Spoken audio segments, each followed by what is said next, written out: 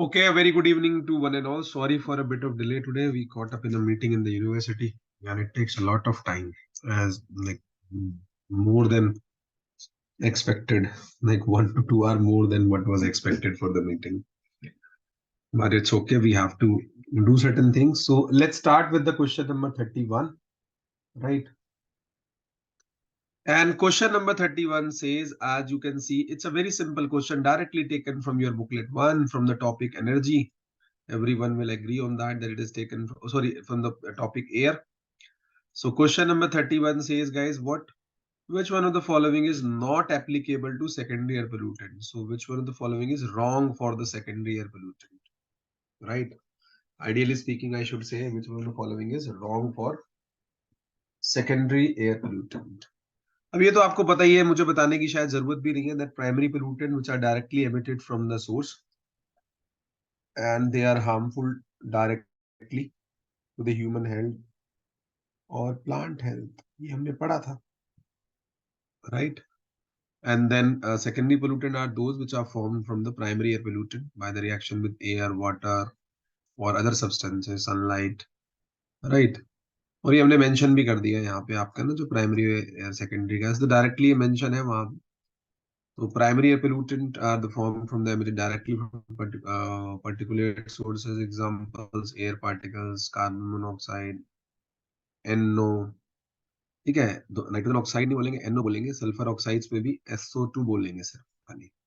Then secondary air pollutant we have, and these are formed from the lower atmosphere. For example, like you have the ozone, you have the secondary organic aerosol, you have the PAN, you have the acid rain. So a lot of examples are there as far as the primary and the secondary air pollutant are concerned. Now, cutting the story short, we can directly see that what is the logic here. So let's start reading. Not correct, not applicable. Choose करना है. So let's read the first statement. They are important with respect to human health, quite obvious. Whether they are harmful, whether they are useful for the human health, that will have to be seen on their layers. They are quite important for with respect to the human health. ये तो बात पक्की है कि human health के लिए बहुत concern रखते हैं. तो यहाँ से हमने इसको पिक कर लिया that they are important for with respect to the human health. एक बात तो ये हुई. दूसरी बात, they have just a minute.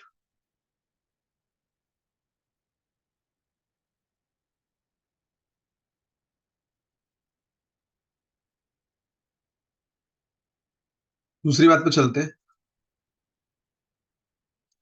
दूसरी बात की अब बात करोगे तो second thing which they have been asking, and they are asking that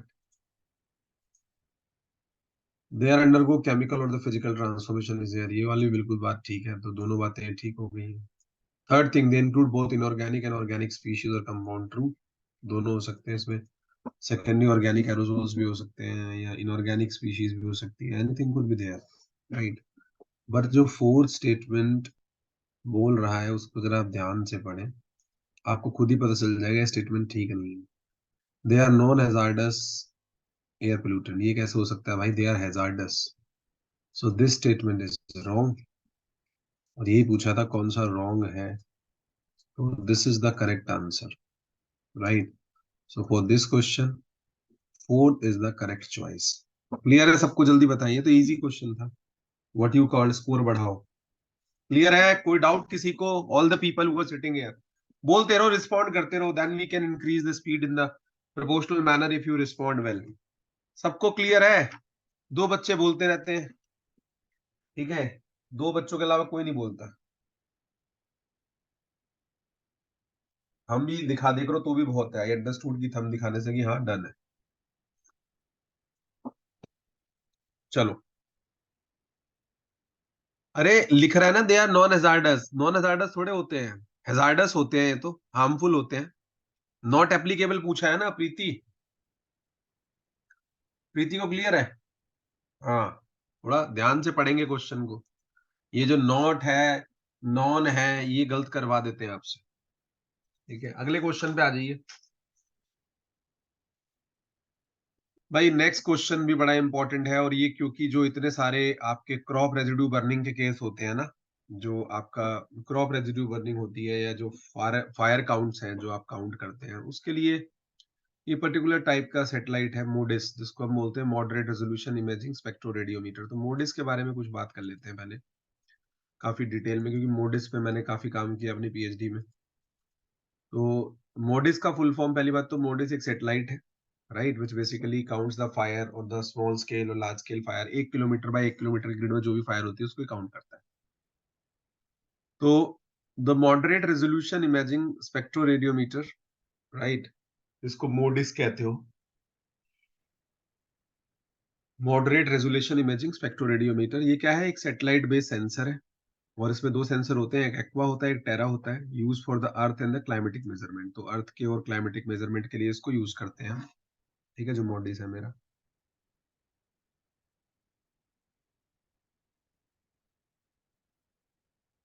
ठीक है, इसको यूज करते हैं हम आपका क्लाइमेटिक कंडीशन के लिए, अर्थ और ऑब्जर्वेशन के लिए। और दो सेंसर होते हैं, there are two MODIS sensor in the each और Earth orbit. One of the one aboard Terra, जिसको हम बोलते हैं टेरास, और उसका होता है ईओसीएम, टेरा बोलते हैं, और दूसरी होती है Aqua. Terra satellite launch by NASA in 1999 and one on board Aqua. तो टेरा और एक्वा दो सैटेलाइट सेंसर होते हैं इसके अंदर, एक टेरा सेंसर होता है, एक एक्वा सेंसर होता है मोडिस के अंदर, ये ध्यान रखना। Satellite launch in 2002, MODIS has been replaced by VIIRS. ठीक है, ये जो वीआईआरएस है आपका, ठीक है ना, विजिबल इंफ्रारेड स्पेक्ट्रोरेडियोमीटर, ठीक है, ये इसका फुल फॉर्म होता है वीआईआरएस। ठीक है, ये आप देख लेंगे वीआईआरएस क्या है, तो आपको एक तरह का प्रोडक्ट मिलेगा ये, ठीक है।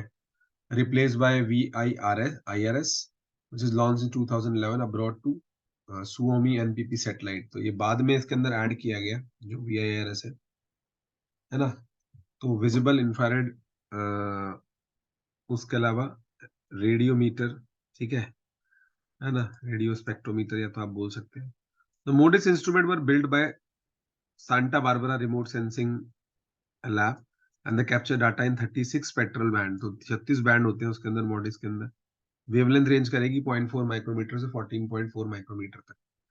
एंड वेरिंग स्पेशल रेजोल्यूशन, दो बैंड होते हैं इसके अंदर जो MODIS है। एक 250 मीटर का रहता है इसके अंदर, 2 band at 250 metre, 5 band at 500 metre and 29 band at 1 kilometre. ठीक है, तो इतने सारे स्पेशल रेजोल्यूशन बैंड है, मतलब दो बैंड मिलेंगे 250 मीटर के, क्योंकि 36 बैंड है ना। फिर 5 बैंड मिलेंगे आपको 500 मीटर के, तो 7 हो गए, और 29 बैंड्स मिलेंगे 1 किलोमीटर को, जो डिटेक्ट कर सकते हैं। तो तीन रेंज हो गई, 250 मीटर, 500 मीटर और 1 kilometre. Together the instrument images entire earth every 1 to 2, 1 से 2 दिन में पूरे अर्थ का चक्कर ये लगा लेता है। They are designed to provide the measurement in a large scale global dynamic including changes in the earth cloud cover, cloud cover की इंफॉर्मेशन देता है, रेडिएशन बजट की, and the process occurring in the ocean, on land and in the lower atmosphere. तो ये सारी खबर जो है आपका मोडिस सैटेलाइट देता है, ठीक है। तो ये आपको ध्यान रखना है, क्योंकि ये इंपॉर्टेंट है मोडिस। जो फॉरेस्ट फायर जो काउंट है वो भी इसी से निकलते हैं, ठीक है। Next thing which you have to keep in mind is that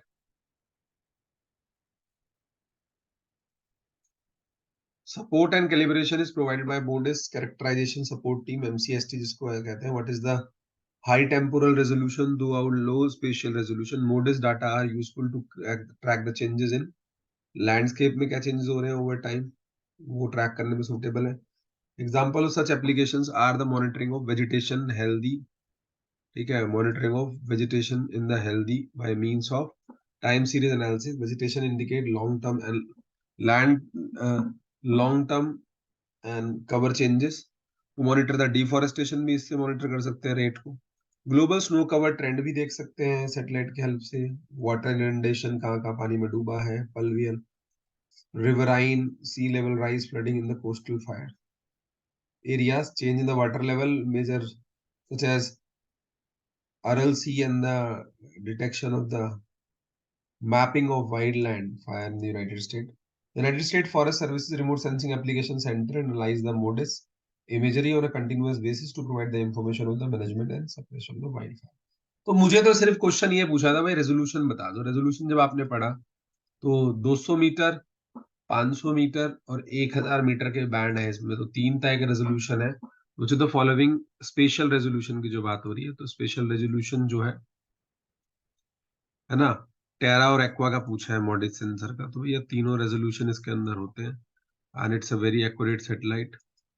तो सेकंड इज द, ये जो है, क्योंकि हमने क्या कहा हमारे पास क्या क्या है इसमें, हमारे पास इसमें क्या क्या लिया हुआ है हमने, ठीक है। एक तो 250 मीटर है जो आपने पढ़ा, ठीक है, एक तो 250 मीटर है, फिर आपका 500 मीटर है, और फिर सीधा 1000 मीटर है, तो तीन है, ठीक है।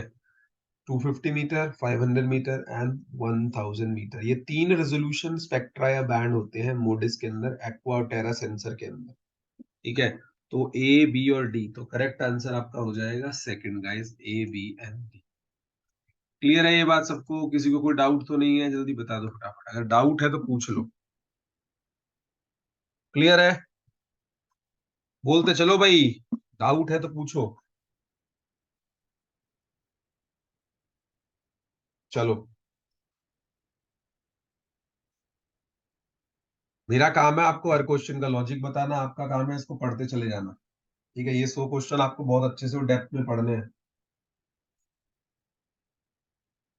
तो आपको खुद ही पता चल जाएगा कि पेपर आपकी बुकलेट से ही आ रहा है। आगे आ जाओ, नेक्स्ट क्वेश्चन पे चलते हैं, इसको यहीं छोड़ देते हैं। Next question is question 33।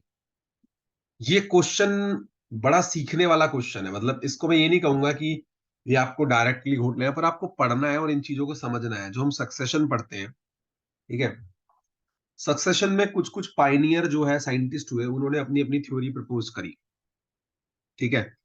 और जैसे आपके एफी क्लेमेंटस हुए, ठीक है, एंगलर हुए, ठीक है, एच ए ग्लेसन हुए, डी टिलमैन हुए, इन्होंने अपनी अपनी hypothesis the about the succession. Succession आपको पता ही है, व्हेन एनी बेयर लैंड, और ऑलरेडी दो तरह का होता है अगर बेयर लैंड में होगा, तो primary succession and already successionize place पे होगा, या किसी फॉरेस्टेड एरिया में होगा after the natural calamity sort of thing, ठीक है, तो उसको हम सेकेंडरी कहेंगे सक्सेशन। तो यहाँ पे ना वन बाय वन की थ्योरीज को, या जो हाइपोथेसिस इन्होंने दिए, इन्होंने अपने अपने हाइपोथेसिस रखे, और इन्होंने ये कहा कि इस तरह से शायद सक्सेशन हो सकता है, ठीक है। तो they try to understood the succession for a very long time, और उसके बाद इन लोगों ने अपने अपने हाइपोथेसिस पुट फॉरवर्ड किए। तो हमें उन हाइपोथेसिस को समझना है। जैसे अगर मैं सबसे पहले बात करूं, एफई क्लीमेंटस जो थे, ठीक है, जिन्होंने ये कहा था कि डायरेक्शनल जो सक्सेशनल डायरेक्शन सक्सेशन जो डायरेक्शनल होता है, तो एफई जो क्लीमेंटस थे या क्लीमेंट थे, उन्होंने एक हाइपोथेसिस दिया जिसका नाम था रिले फ्लोरिस्टिक व्यू या रिले फ्लोरिस्टिक हाइपोथेसिस। उसको देखते हैं हम कि वो क्या था। तो पहले हम पढ़ेंगे क्लीमेंट का व्यू। जो क्लीमेंट नाम के साइंटिस्ट थे, उन्होंने क्या बोला, ठीक है, क्लीमेंट ने अपना हाइपोथेसिस दिया जिसको नाम दिया गया रिले फ्लोरिस्टिक, ठीक है, इसको नाम दिया गया रिले फ्लोरिस्टिक बाय क्लीमेंट इन 1916। ये क्या कहते हैं, जो क्लीमेंट थे उन्होंने क्या कहा, इसको देखते ध्यान से, ठीक है। क्लीमेंट का अपना ये व्यू था सक्सेशन के बारे में, उनका ये कहना था, ध्यान से देखिएगा क्योंकि ये सब हाइपोथेसिस आपको पता होने चाहिए, तीनों चारों जो मेंशन है। रिले फ्लोरिस्टिक हाइपोथेसिस का क्या मतलब था? की ideas according to the Clement 1916 succession is driven by 6 consecutive process that operate during the different stage of vegetation development, की 6 पैरामीटर होते हैं जो किसी भी सक्सेशन को कंट्रोल करते हैं, ये क्लीमेंट का कहना था। इसने कहा कि रिले फ्लोरिस्टिक अप्रोच, तो फिगर भी दिखाई गई है यहाँ पे, और यहाँ पे भी है नंबर ऑल्सो 1 to 6 आप देख पा रहे होंगे, है ना। तो मैं फिगर भी दिखाऊंगा आपको, लेकिन पहले हम अंडरस्टैंडिंग बना लेते हैं कि क्या है इसके बारे में। तो figure 1, first is the distribution creates an open site that is available for colonisation. मतलब कोई भी चीज का डिस्ट्रीब्यूशन होता है, तो वहां पे क्या है, डिस्टरबेंस क्या क्रिएट करती है, एक ओपन साइट बना देती है कि वहां पे नई स्पीशीज कोई आके रह सके, जिसको आप मतलब सक्सेशन के टर्म में बोलते हो न्यूडेशन। पहला स्टेप होता है ना न्यूडेशन। फिर उसके बाद सेकंड स्टेप क्या होता है, seed dispersal in the new side, जिसको आप कहते हो माइग्रेशन। मतलब स्टेप वही है, इनका नाम उन्होंने बोला रे फ्लोरिस्टिक व्यू में क्लेमेंट ने कि ये चीजें होती हैं। Third, species performance, seed germinate होगा। प्लांट एस्टेब्लिशमेंट, सारी चीजें वही है, ecesis, plant compete for the same limiting resources, competition, coaction उसके बाद होगा। ठीक है, और लास्ट में reaction, plant modify the biotic and biotic environment in terms of the microclimate, soil and the resource reaction, right. तो ये हुआ। फिर 6 क्या आपका, succession progress until the environmental condition and the species composition changes little and the final stable adaptation is reached. और finally आपका stabilization की stage आ जाती है, जो हमने सक्सेशन में पढ़ा था ना, न्यूडेशन, इन्वेजन, माइग्रेशन, ठीक है, इकेसिस, ठीक है, एग्रीगेशन, कोएक्शन, ठीक है, रिएक्शन एंड स्टेबलाइजेशन, ये सारे स्टेप थे प्राइमरी सक्सेशन के, अगर आपको याद आ रहे हो, मैंने पढ़ाए थे। तो क्लीमेट के हिसाब से रे फ्लोरिस्टिक अप्रोच ये कहती है कि 6 स्टेप होते हैं और इस तरह से चलते हैं। Although Clements consider succession to be continuous, उन्होंने कहा कि सक्सेशन कंटिन्यूअस होता है। ये distinguish marked successional stage based on the dominant life form of a species, right. तो ये ध्यान रखना है कि ये क्या देखते थे कि succession, he distinguish marked successional stage based on the dominant life form of a species, की कौन सी स्टेज ज्यादा दिन तक रहती है। He define a common terrestrial succession sequence starting with lichen, ये तो मैंने बताया ही हुआ आपको, जो आप बोलते हो कि हाइड्राच हुआ या जिराच हुआ, ठीक है। तो lichen are the pioneer one, they are the first one which comes, ठीक है। Transitioning into the mosses, herbs, grasses, shrubs and finally tree। तो ये सारा का सारा जो अप्रोच था कि एक कम्युनिटी दूसरी कम्युनिटी को रिप्लेस करेगी, ये रे फ्लोरिस्टिक अप्रोच था which was given by Clement. देखो यहाँ पे मेंशन भी किया गया है बड़े अच्छे से। Step number 1, space availability. Step number 2, environmental conditions. Step number 3, landscape. कैसा है अपना, ठीक है, species composition, proximity to nearest vegetation. उसके बाद दोबारा आपका species availability, sorry environmental conditions हुई, स्पीशीज अवेलेबिलिटी और लास्ट में स्पीशीज कंपोजिशन। तो ये सारा इसने बताया है कि कैसे बनता है एक लूप जो है पूरा, ठीक है। और ये रे फ्लोरिस्टिक अप्रोच को ही दिखा रहा है। तो रे फ्लोरिस्टिक जो क्लीमेंटस ने दी स्पीशीज, ठीक है, तो यहाँ पे इसने मेंशन कर दिया कि 6 फैक्टर से रे फ्लोरिस्टिक अप्रोच चलती है। इसमें कुछ इसके ड्रॉबैक और प्लसेस भी रहे, उनको देख लीजिए फटाफट से, वो पूछे जाते हैं। क्लीमेंटस का क्या ड्रॉबैक रहा, ठीक है। तो refloristic clematis species succession light green boxes is driven by the series of consecutive process disturbance white box create a new site। तो कोई भी डिस्टर्बेंस को एज ए अपॉर्चुनिटी देखते हैं रेफ्लोरिस्टिक के हिसाब से। Seed dispersal to a new site lead to different species performing germination establishment of growth which is modified by change in antibiotic abiotic and biotic condition competition over the time the rate of succession change will decline leading to the stabilization, ये मैंने बता ही दिया आप लोगों को। until and indeed disturbance create an open site, resetting succession in earlier successional stage, यही आपका रिफ्लोरिस्टिक approach है। assumption क्या है इसमें, that Clement made an analogy between the development of plant community and the development of the plant organism, that is born, grow, mature, reproduce and die, ठीक है। तो assumption उनकी ये रही। although Clementus acknowledged that there is a difference in succession pathway, he assumed, and based on this analogy, the vegetation in the same macroclimate region should follow in general the same successional pathway, a series of series leading to the climax vegetation। उनको change नहीं करना है बहुत ज्यादा, जो जहां का है वो वहां का है। स्ट्रेंथ क्या थी, Clement summarized the existing successional knowledge for temperate North America and to allow them to develop a general, coherent and highly structured model about the main mechanism underlying vegetation succession, right, that can be applied to a different situation while using any examples of the clarify। ये एक तो बात आपको ध्यान रखनी है। Limitation क्या है, ये जो एनालॉजी है between the vegetational succession and the development of an organism interesting, but course the plant community is not a single identity और organism. The main limitation of the Clements model is therefore that he postulate that existence of a single predictable succession pathway. इन्होंने ये कहा कि जो succession है वो predictable है, ठीक है, where in reality there is many different pathway and multiple potential stable endpoints even within the same climatic zone and within the same site। so this you have to keep in mind कि क्या चल रहा होता है मेरे दिमाग में जब मैं क्लेमेंटस हाइपोथेसिस की बात करता हूँ, कि जो आपका सक्सेशन है, ठीक है, सक्सेशन है जो, वो आपका क्या है,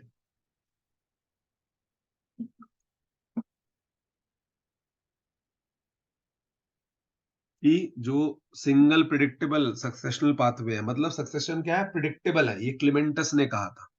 तो पहली अप्रोच तो रहेगी। क्या ये सबको समझ में आई, जल्दी बताओ। ये थी रिले फ्लोरिस्टिक अप्रोच, कि जो आपका सक्सेशन होता है वो आपका जो है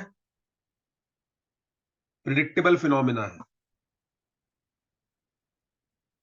ठीक है, तो ये पूरा हमने लिख दिया वहां पे। Next approach is initial floristic approach, जिसको दिया था एंगलर साहब ने। ठीक है, एफ एंगलर साहब ने इसको दिया था 1954 में। इनका भी अपना कुछ मानना था कि हम क्या देखें। ठीक है, तो ये फिगर 3 ऊपर वाले का दिखाया हुआ है, कैसे वन, वन तो आ गया, टू कहाँ गया, हाँ देखिए। तो second is initial floristic composition. ये बात जो कही थी ये एंगलर साहब की थी। ठीक है, एंगलर साहब की ये बात थी, और एंगलर का भी व्यू था कि इनिशियल फ्लोरिस्टिक है, right. Initial floristic composition which was given by Engler in 1954। ये क्या कहता था भाई, जल्दी से देखिए। ये कहता था कि की आइडिया दिया था एंगलर ने 1954 में, focus on succession, vegetation development on abundant agricultural pasture और क्रॉप फील्ड की वहां पे लगाए। Oldfield and discusses two contrasting succession model based on the time of species arrival. Relay floristic, क्लेमेंटस की जो पहली अप्रोच थी। Initial floristic composition, IFC. ठीक है, RF refers to the successional appearance and disappearance of spring groups, and each group established invade at the site at the certain stage of its development, and some make conditional unsuitable for themselves but suitable for the colonization by the next group. As a result, the dominance is relayed from one floristic, ठीक है, group to another. मतलब जो dominancy है वो relay हो रही है एक से दूसरे पे। Bye contrast in the IFC model, all the species present, ठीक है, ये इनिशियल फ्लोरिस्टिक कंपोजिशन है IFC, abundant at land abandonment and no additional immigration occur over the time. Different groups of species come dominant and replace the other based on the different competitive abilities. RF and IFC, जो मैंने आपको बताया ना, initial floristic approach, और दूसरी वाली क्या थी ऊपर वाली, रिले फ्लोरिस्टिक अप्रोच। यहाँ पे इनिशियल फ्लोरिस्टिक अप्रोच है। ठीक है, represent the conceptual extreme of continuous and actual succession depends on both the factor and in somewhere in between. तो जो असली सक्सेशन है उन दोनों के बीच में ही होता है कहीं पे। ठीक है, तो आप उसको ऐसे तो प्रिडिक्ट नहीं कर सकते जो आपने कह दिया था रिले फ्लोरिस्टिक में कि जी नहीं यही है। ठीक है, ये दिखाया भी हुआ है इसमें कि शुरू में जो है आपकी इनिशियल फ्लोरिस्टिक अप्रोच जो हमने शुरू में, जो सेकंड पॉइंट हमने पढ़ा, ठीक है, इसको यहाँ पे थोड़ा सा देख लेंगे।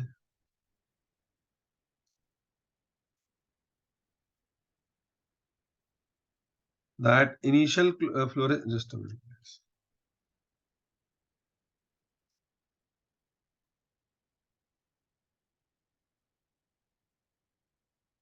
so initial floristic, just a minute, yeah. So initial floristic model which was given by Engler, in which all the species are present at the time of agricultural abundant as a propagule or seedling. ये बड़ा important point है कि जो जैसे वहां पे बोला गया था कि ये डायरेक्शनल है। ठीक है, तो इनिशियल फ्लोरिस्टिक अप्रोच में ये बोला गया कि जो स्पीशीज प्रेजेंट होती है एग्रीकल्चरल में, ठीक है ना, विच आर अबंडेंट एज प्रोपोग्यूल और seedling, and different species groups है, वीड है, घासेस है, श्रब है, etcetera, either establish or become dominant at different point in time, right?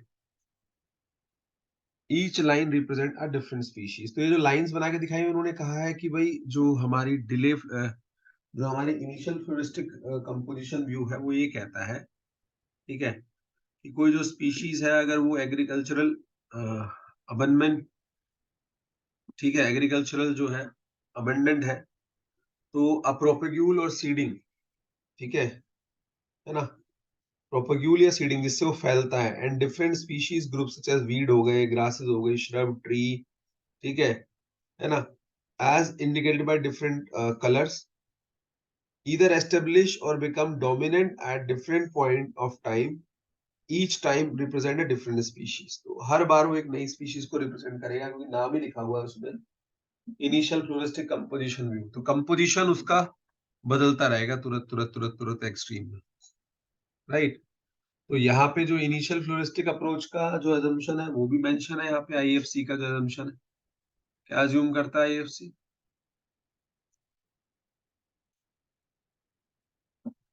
IFC कहता है अजम्पशन में, आईएफसी मॉडल में assume that species are spatially widely distributed, though a high abundance or effective dispersal mechanism, presence as seeds or seedling during the agricultural phase, which should be long enough for the species accumulation. And third is able to create a seed bank, most applicable to temperate or early successional species. तो ये भी possibility है.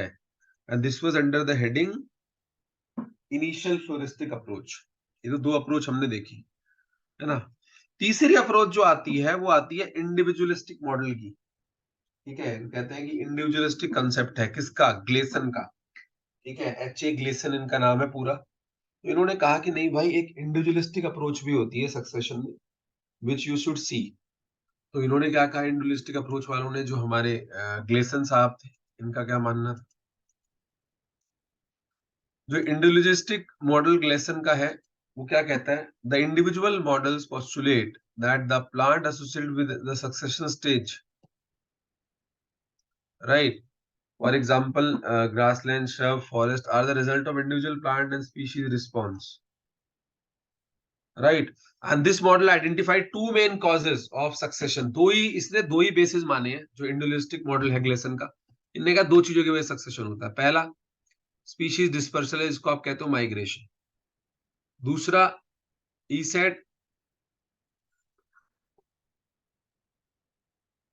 ईसेट, what, seed availability, ठीक है. Seed availability in the surrounding. तो एक तो reason क्या होता है? सीड डिस्पर्सल माइग्रेशन, और दूसरा इन्वायरमेंटल सिलेक्शन. दो चीजें आपके बहुत काम आती है, राइट. तो सीड डिस्पर्सल हो, माइग्रेशन हो उसकी, या फिर इन्वायरमेंटल सिलेक्शन हो, ठीक है. तो adjacent vegetation determine the pattern of the species dispersal, and hence succession pathways are highly variable and unpredictable simply. तो इसी ने कहा था selection can occur which passes through performance and abundance decline at the average environmental condition. तो ये तीसरी जो theory थी रेफ, इसको आपने कहा इंडिविजुअलिस्टिक अप्रोच, ठीक है. तो इंडिविजुअलिस्टिक अप्रोच जो है वो तो ग्लेसन का था, ये भी ध्यान रखना, ईयर का नाम याद रखना है. और लास्ट में एक फोर्थ वन आएगा, हाँ, resource ratio approach by Tilman, ठीक है. रिसोर्स रेशियो हाइपोथेसिस, ये क्या कहता है इसको ध्यान से देख लो, उसके बाद ये खत्म हो जाएगा. इसको ध्यान से देखना, क्योंकि ये पढ़ने वाली चीजें हैं. ये थोड़ा सा मतलब अच्छा क्वेश्चन है, मैं इसको मानूंगा. इससे दोबारा भी कोई छोटा क्वेश्चन आपको मिल सकता है. वो लास्ट अप्रोच इसकी देखते हैं.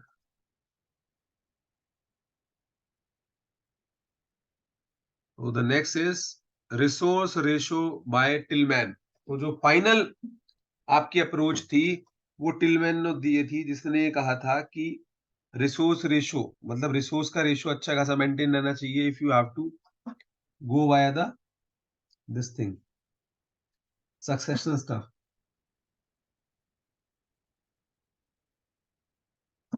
Just a minute,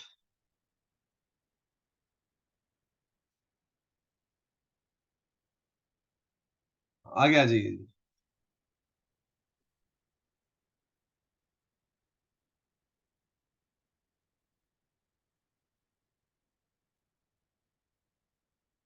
just a minute guys.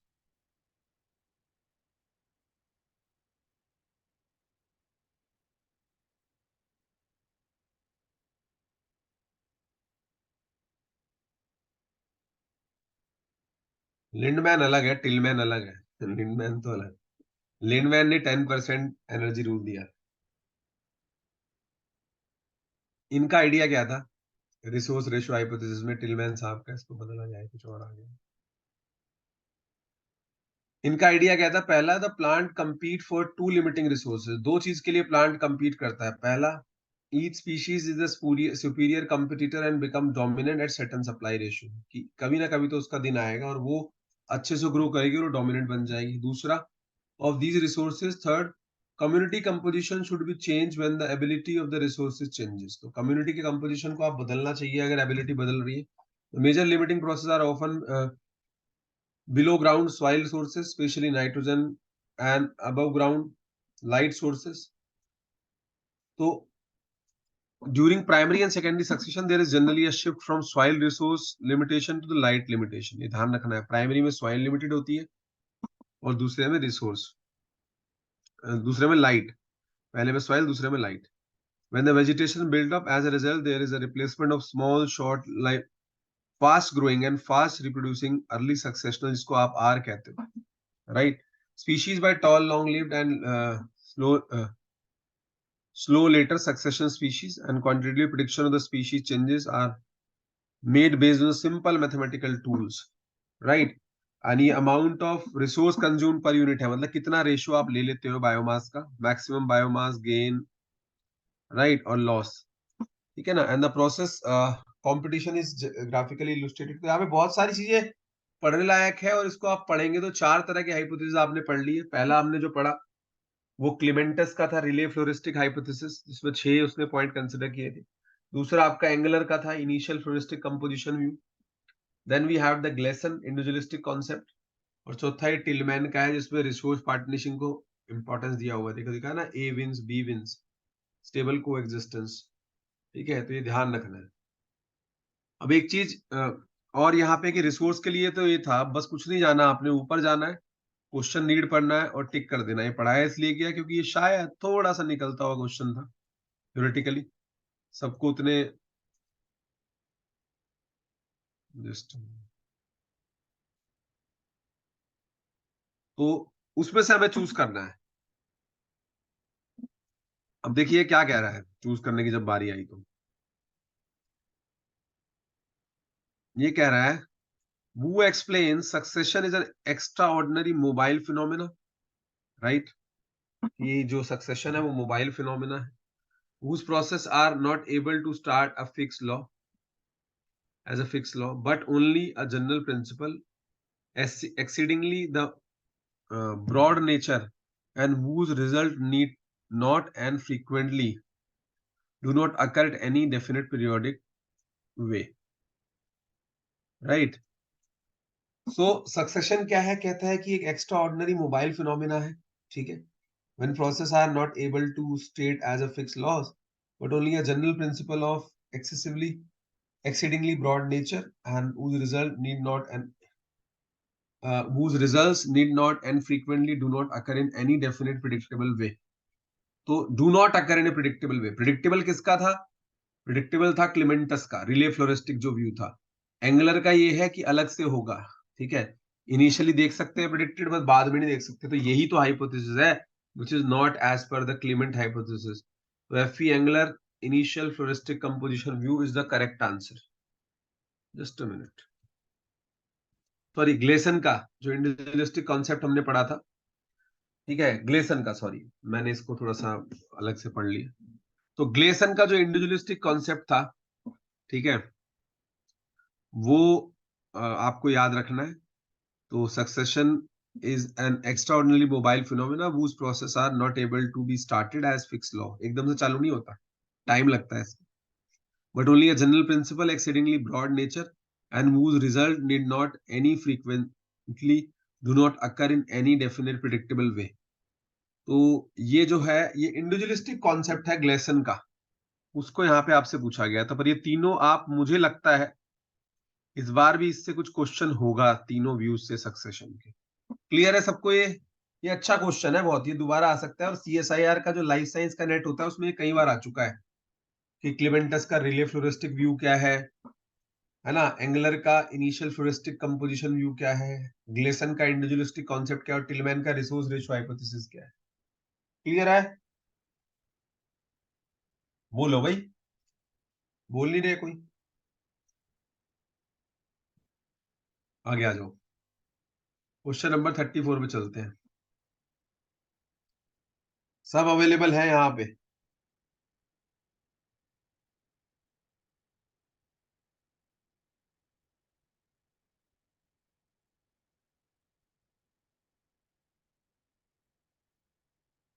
भाई एक बात बताओ, इस क्वेश्चन को किसने भेज दिया यहाँ पे? ये फिर से 11 12 से क्वेश्चन उठ के आ गया। मतलब इतने सिंपल क्वेश्चन पूछ रहा है टीचर, और ये पिछले 3 सालों में चौथी बार देख रहा हूँ मैं सेकंड लॉ ऑफ थर्मोडायनेमिक्स। ठीक है, जिन्होंने मेरे लेक्चर सुने हो एनवायरमेंटल केमिस्ट्री के, जो मैंने अपलोड किए थे, या इन जनरल भी जो पहले अगर आपने सोल्यूशन पढ़े हो, तो फर्स्ट लॉ ऑफ थर्मोडायनेमिक्स क्या कहता था? Guys, energy can neither be created nor it can be destroyed, it can only be converted from one form to another form. इसी को आप law of conservation of energy कहते थे हम आज, है ना? और इसमें मैथमेटिकली लिखेंगे तो आ जाएगा delta U is equal to Q plus W. ये तो किसका हुआ? फर्स्ट लॉ के लिए जो हम पढ़ते हैं। डेल्टा यू या डेल्टा ई जो इंटरनल एनर्जी होती है is equal to Q plus W. ये किसकी स्टेटमेंट है? फर्स्ट लॉ की। फिर सेकंड लॉ ऑफ थर्मोडायनेमिक्स क्या कहता है? In an open system for a spontaneous process the entropy of the system should keep on increasing as the process goes on. ये second law कहता है। Second law में भी आप रिलेशनशिप लगा सकते हो, delta G equal delta H minus T delta S. Third law क्या कहता है? The entropy of all the perfectly crystalline substances zero at absolute zero. Absolute zero is -273। ठीक है, sorry, absolute zero is -273 degree Celsius, जिसे zero Kelvin आप कहते हो। अब ये कह रहा है second law of thermodynamics states that. क्या बताता है भाई सेकंड लॉ ऑफ थर्मोडायनेमिक्स? पहला स्टेटमेंट पढ़ते हैं। पहला स्टेटमेंट क्या था? क्वेश्चन नंबर 34 की बात कर रहे हैं। Second law of thermodynamics states that, पहला, energy flow from higher concentration to low concentration. तो एकदम राइट है, इसमें तो कोई दिक्कत वाली बात ही नहीं है। ठीक है, सेकंड में चलते हैं। सेकंड में क्या कह रहा है?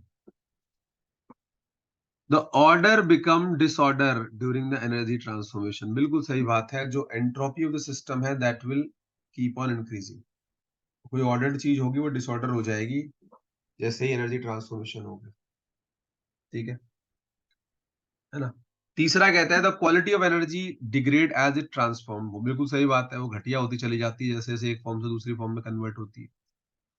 Next, degraded energy is the entropy dissipated as waste product और हीट। बिल्कुल सही बात है, वो ऐसे ही जाएगा हमारे पास से।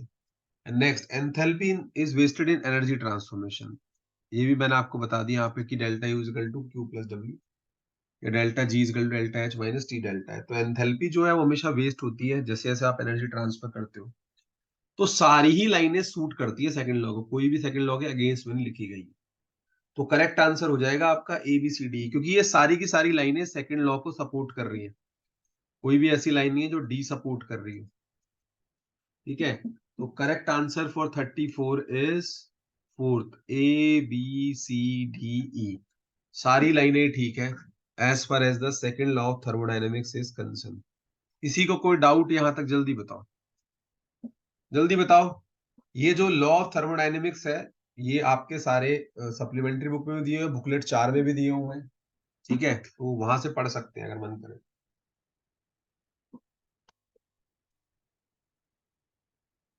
यहाँ भी हमने दिए हुए, देखो सारे। सेकंड लॉ क्या कहता है? अगले क्वेश्चन पे आ जाओ। बहुत घिसा पिटा क्वेश्चन है, बार बार आ रहा है। Entropy is degree of randomness. Entropy is degree of randomness denoted by symbol S. Change in entropy is denoted by delta S. Preeti को क्लियर है? Entropy is the degree of randomness. बताओ भाई, प्रीति क्लियर है कि नहीं है? अरे बोल दो। एंट्रोपी में क्वेश्चन मार्क लगा के खड़े हो गए। कोई भी चीज जब डिसऑर्डर होती है, ठीक है, मान लो कोई सॉलिड है, अगर वो लिक्विड में कन्वर्ट हो रहा है, गैस में कन्वर्ट हो रहा है, उसकी डिग्री ऑफ रैंडमनेस बढ़ेगी। ये आपने पढ़ा नहीं है इसीलिए आपको नहीं आइडिया लग रहा। क्लियर है प्रीति? डिग्री ऑफ रैंडमनेस को कहते हैं एंट्रोपी। कौन कितना रैंडम है? क्लियर है? जल्दी बता दो भाई। प्रीति कुछ नहीं बता रही, क्या बात होगी? प्रीति को आ रहा है समझ में? क्लियर? चलो बोल दिया करो भाई, बोलने से ना टाइम थोड़ा बच जाता है हम लोग का। ठीक है, आगे चलते हैं।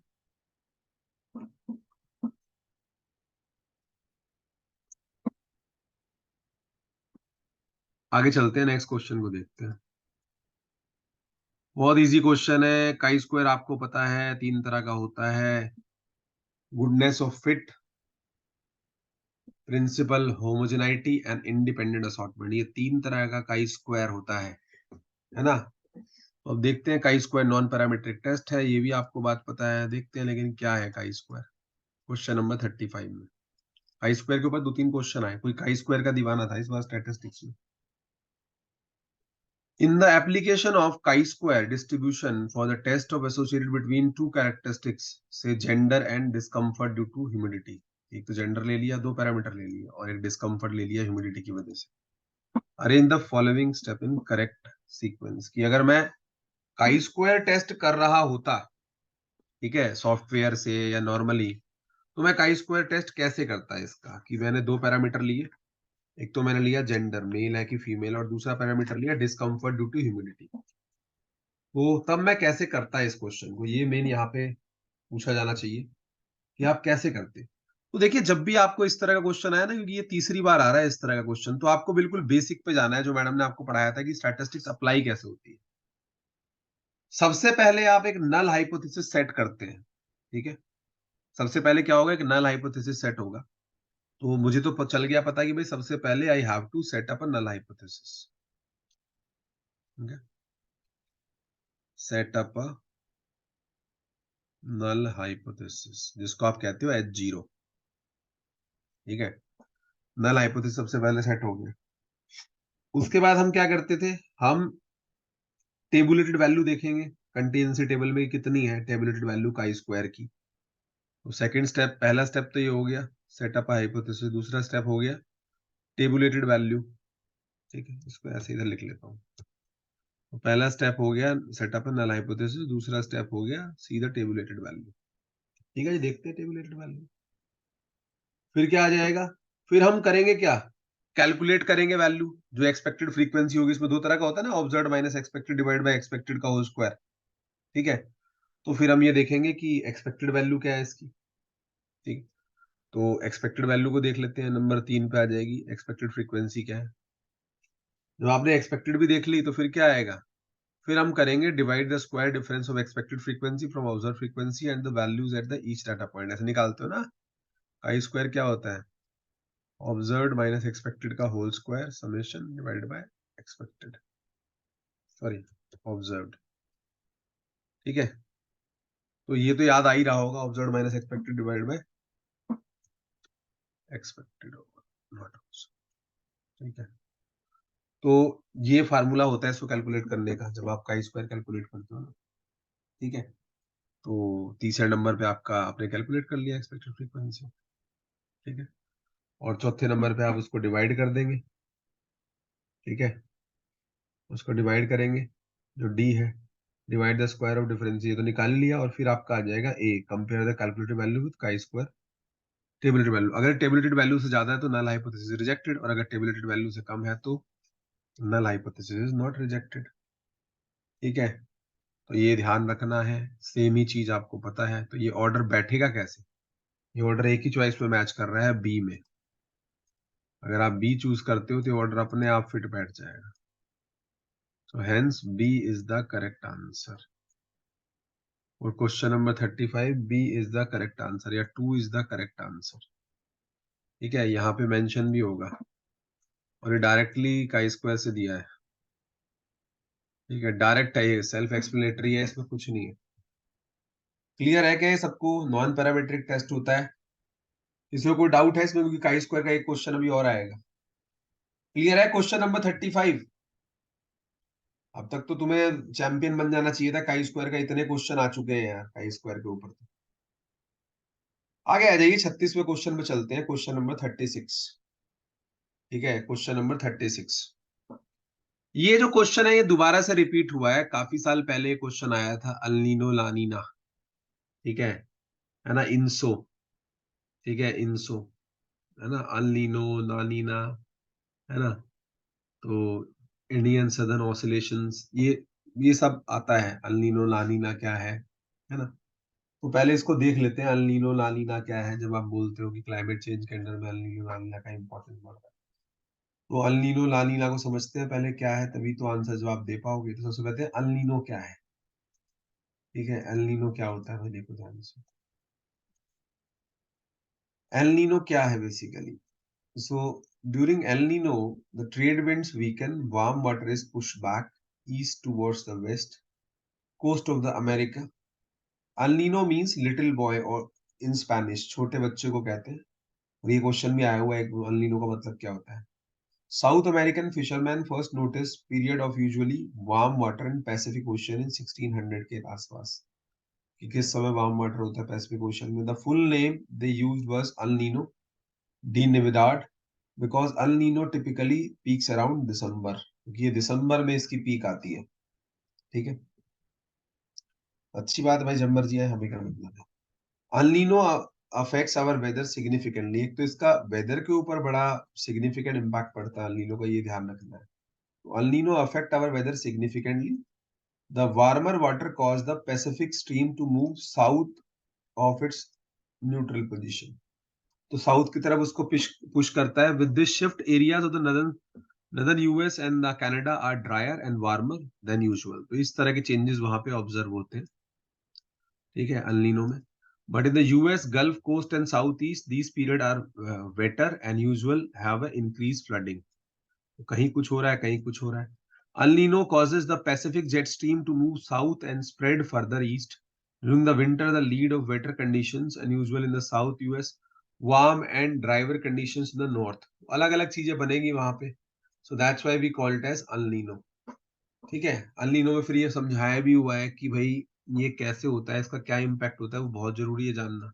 उस पे क्वेश्चन आए थे, ऐसे मेंशन है ना, देखो यहाँ पे, that El Nino has a strong effect on the marine life of the Pacific coast during normal condition. Upwelling, upwelling का मतलब क्या होता है, जब न्यूट्रिएंट की साइक्लिंग होती है, नीचे के न्यूट्रिएंट ऊपर, ऊपर के न्यूट्रिएंट नीचे। Unwilling brings water from the depth to the surface, and this is called this is a cold and nutrient rich water. During the El Nino, upwelling weakens or stop together.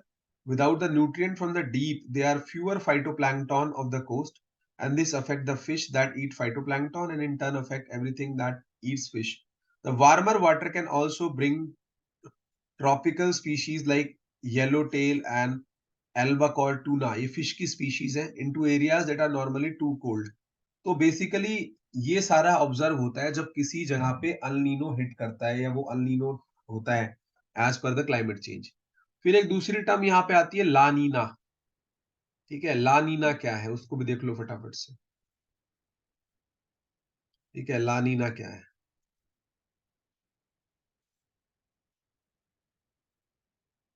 लानीना means little girl in Spanish, इसका भी meaning पता होना चाहिए। La Nina also sometime called as El Viejo और El Nino और simply a cold event.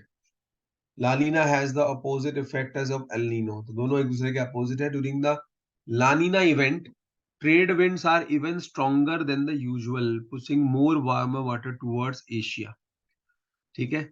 Of the west coast of America upwelling increase, जो nutrient का circulation था वो बढ़ जाएगा, bringing cold nutrient rich water to the surface.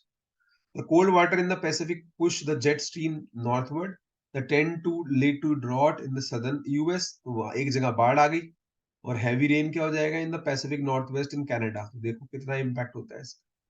During La Nina year winter temperature are warmer, देखो सर्दियों का टेम्परेचर बढ़ जाएगा, than the normal in south and cooler than normal in north, ठीक है।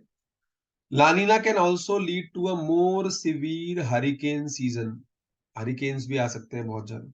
La Nina causes the jet stream to move northward to weaker over the eastern Pacific during La Nina winter. The South Sea warmer and drier condition than usual. थोड़ा सा गर्म होगा और warmer होगा, बारिश भी नहीं होगी. The North and Canada tend to be wetter and colder. So during La Nina, water of the Pacific coast are colder. ठीक है, contain more nutrients than usual. इसमें nutrients ज्यादा हो जाते हैं. This environmental support more marine life and attract more cold water species, like squid आ जाएगी वहां पे अपने आप से, सैल्मन आ जाएगी, फिश जो होती है, to places like California coast. तो ये चेंजेस हमें ऑब्जर्व होते हैं during the La Nina El Nino and La Nina. ठीक है, अब क्वेश्चन आपसे बहुत सिंपल ही पूछा था। क्वेश्चन आपसे क्या कहता है, देखो ध्यान से देखना, क्वेश्चन नंबर 36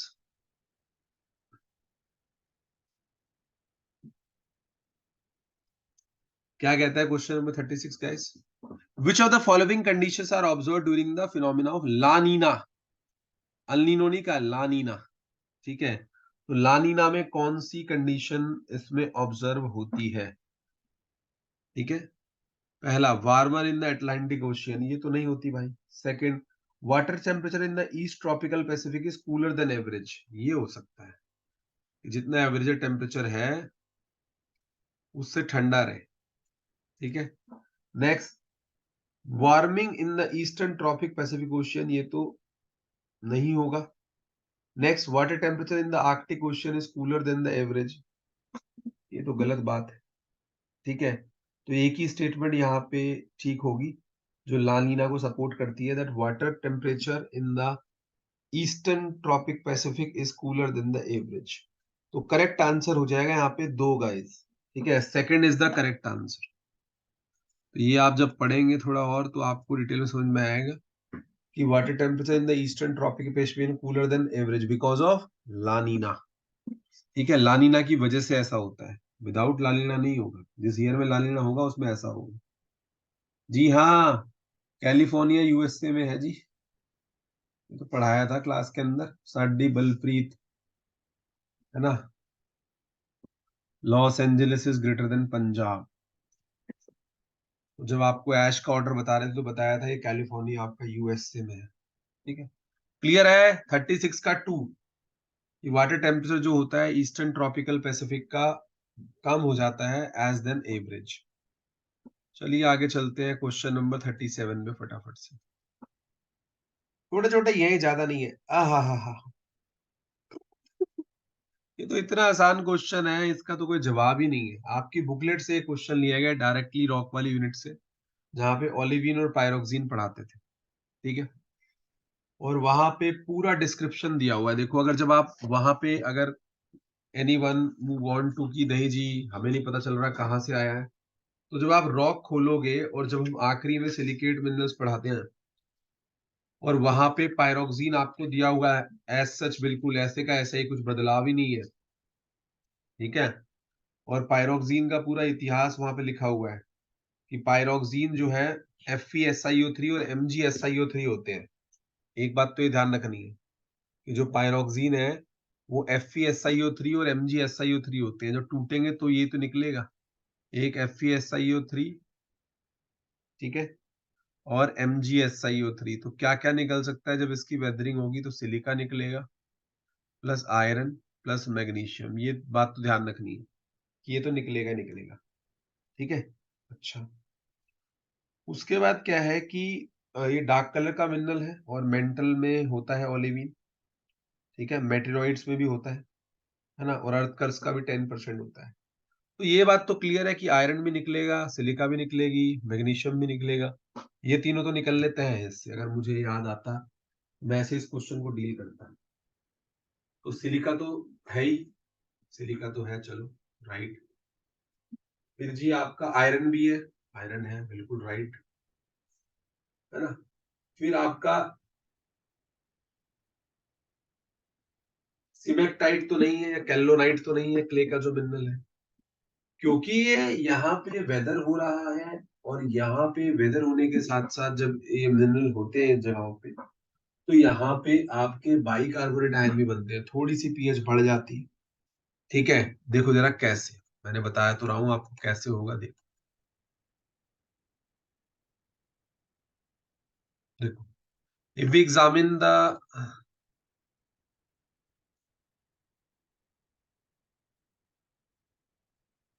कहता है we examine is the fresh unweathered under rope of the road cut true appear hard shiny, right, taking the examination with the lens reveal mineral defined boundary with a generally sharp outline, and they may show the good cleavage of the crystal face.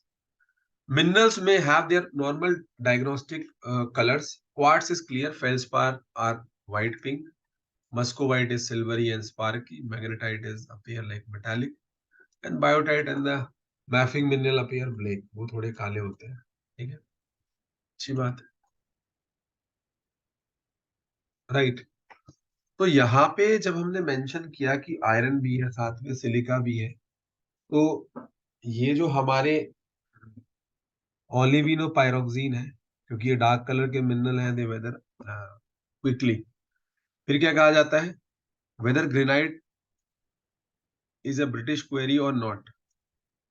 So the picture is not same everywhere, right? The picture is not same if we examine the outcrop corpus of the wandering for a long time after weathering. Rock and the most of the mineral have a dull or drab appearance, and grain boundary in the cleavage are observed. Oxidation, rusting, and hydration may produce reddish yellow, brown, or gray hue. Sometime a layer of clay on the other material coat all the surface, occurring diagnostically. The photo अभी नीचे दिखेगा आपको, granite is being replaced by kaolinite. Kaolinite कल भी बात कर रहे थे, क्ले का मिनरल है, ठीक है। Only solid crystallize granite is now डली अर्थ मास, क्योंकि कैल्लोनाइट क्ले का मिनरल है, ठीक है ना। उसके बाद मैफिक सिलिकेट्स जो होते हैं, तो हमने बताया मैफिक का मतलब क्या है, आयरन प्लस मैग्नीशियम, ठीक है, आयरन प्लस मैग्नीशियम, मैफिक का मतलब ये है। तो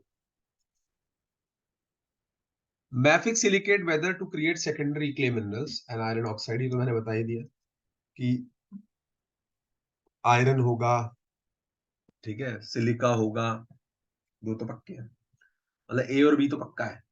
तो दो ही ऑप्शन ऐसे हैं जिसमें ए और बी है, अभी देखना है सी डी है कि नहीं है, ठीक है। तो बाइकार्बोनेट आयन तो होगा पीएच का, सी भी होगा, ठीक है, डी और ई नहीं होंगे। Feldspar of all sort weather become clay mineral and involved in the material. Quartz is usually unchanged by weathering. Quartz तो resistant to weathering होता है, तो कहाँ से weather होगा? Calcite weather by dissolution product. CaCO3 जब dissolve होके solve होगा, तब कार्बोनेट और बाइकार्बोनेट बनेंगे। Aluminium mineral whether to go gibbsite or the other aluminum hydroxide.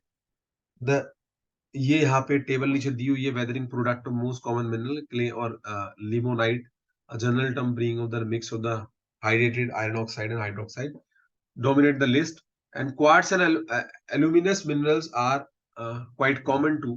While creating the secondary mineral, weather also produces dissolved cations, especially alkali and alkaline earth metal, and may have a significant impact on the chemistry of the quality. अब देखो, ध्यान से देखना है इसमें, यहाँ table ये mention है कि कौन कौन से डिसॉल्व आयन आएंगे, तो ये आपको टेबल बड़े अच्छे से करके जानी है कि कौन सा आयन जब डिसॉल्व होता है, ठीक है, तो उसके वेदरिंग प्रोडक्ट क्या होते हैं, क्योंकि इस पे क्वेश्चन उठ गया है तो उठेगा, ठीक है। तो यहाँ पे देखिए typical weathering products of common mineral, कौन कौन से वेदरिंग प्रोडक्ट आते हैं कॉमन मिनरल से। तो सबसे पहले कॉलम में we have mention about the mineral composition कौन है, दूसरे में रेजिड्यू मिनरल कौन सा है, और तीसरे में डिसॉल्व आयन कौन से आते हैं। तो मेरे काम का फर्स्ट और थर्ड कॉलम है गाइस, फर्स्ट और थर्ड कॉलम मेरे काम का है। इसमें हम क्या देखेंगे, जैसे हेलाइट है, हेलाइट किसका रॉक होता है, NaCl का। ये फर्स्ट जो हमने कह दिया कि हेलाइट रॉक है, ठीक है, देख लो इसको ध्यान से, अच्छा क्वेश्चन है। तो पहले में मान लो मैंने कह दिया हेलाइट रॉक है, तो हेलाइट में सोडियम क्लोराइड हो गया, तो Na और Cl आयन होंगे। फिर आपने बोला जिप्सम है, CaCO3.MgCO3, तो कैल्शियम सल्फेट होगा, ठीक है। फिर आपने बोला कैल्साइट है, कैल्साइट में कैल्शियम 2+ कार्बोनेट्स और बाइकार्बोनेट, क्वार्ट्स है, तो SiO4 टेट्राहेड्रा मिलेगा आपको, राइट। ऐसे प्लेजियोक्लेस है, जिसको आप प्लेजियोक्लेस को क्या बोलते हैं भाई, कौन बताएगा, कौन सा फेल्ड्स्पार है प्लेजियोक्लेस? सोडियम और कैल्शियम फेल्ड्स्पार दोनों को मिला दोगे तो प्लेजियोक्लेस कहलाता है। तो इसमें तीनों चीजें मिलेंगी आपको, कैल्शियम भी मिलना चाहिए, सोडियम भी मिलना चाहिए, सल्फेट भी मिलना चाहिए, तो तीनों दिखा दो। क्ले मिनरल है ये भी, प्लेजियोक्लेस भी। फिर एल्कली फेल्ड्स्पार, जिसको आप सोडियम फेल्ड्स्पार कहते हैं, ठीक है, सोडियम और पोटेशियम मिलेंगे, क्ले मिनरल है, यहाँ पे भी ये मिलेंगे। ओलिवीन जो आ सकता है अगली बार, आपको आयरन और मैग्नीशियम सिलिकेट मिलेगा, लिमोनाइट, हेमेटाइट, क्ले, मैग्नीशियम और SiO4 मिलेगा। लेकिन जो एग्जाम में पूछा आपसे पायरोक्सिन, पायरोक्सिन में कैल्शियम, आयरन, मैग्नीशियम सिलिकेट, तो लिमोनाइट रहेगा, हेमेटाइट क्ले रहेगा रेजिड्यू में। तो ये मिल तो रहे हैं, कैल्शियम हुआ, मैग्नीशियम हुआ, बाइकार्बोनेट भी होंगे, ठीक है।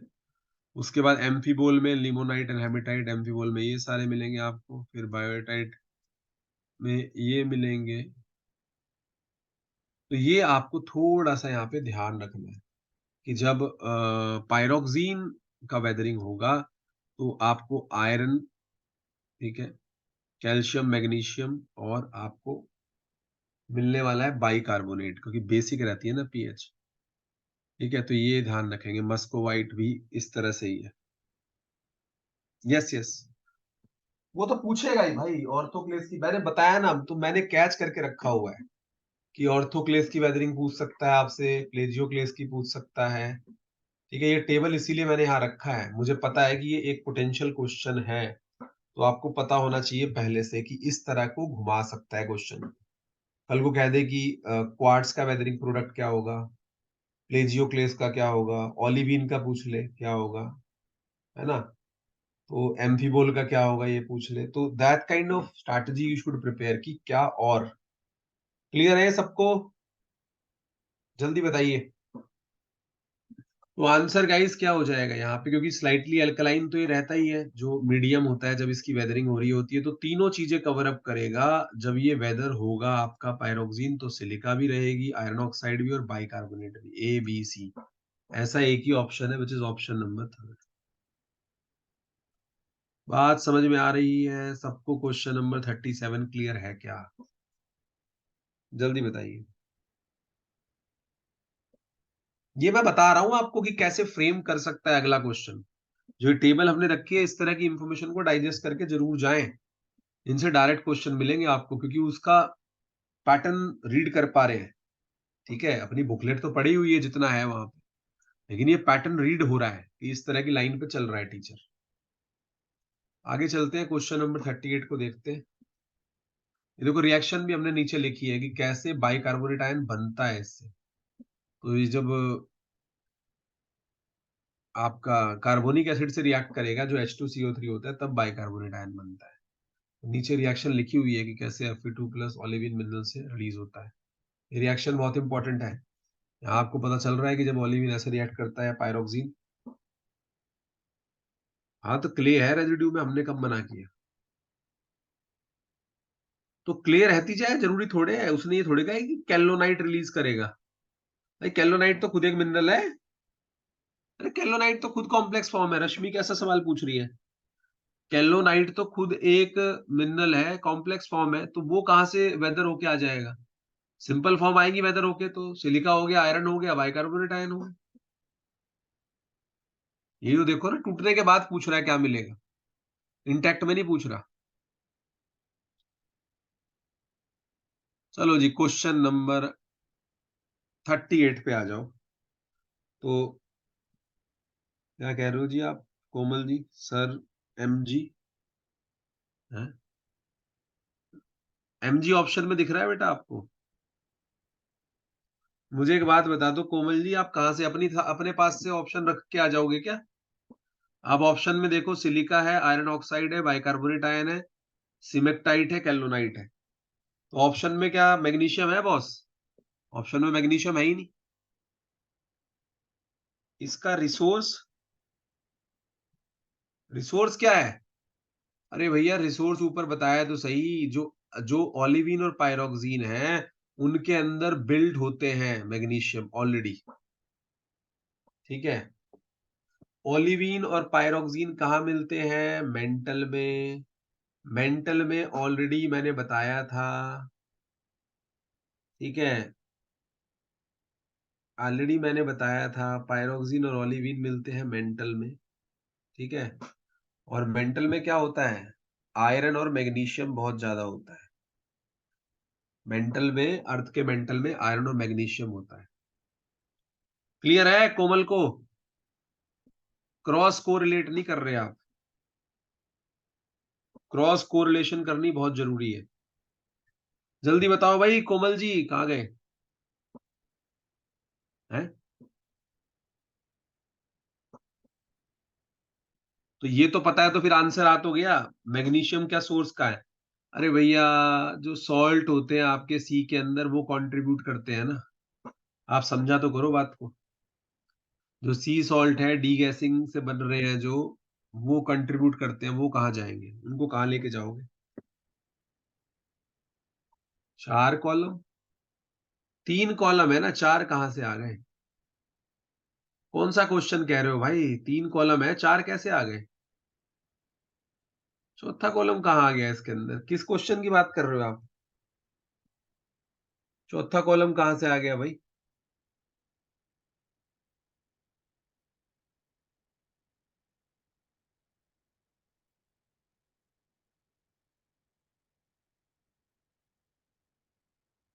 तो एम्फीबोल में लिखा तो है लिमोनाइट, हेमेटाइट, क्ले। बायोटाइट में ठीक है, potassium, iron, magnesium, aluminium, mica. क्या दिक्कत है? बायोटाइट में सही लिखा है।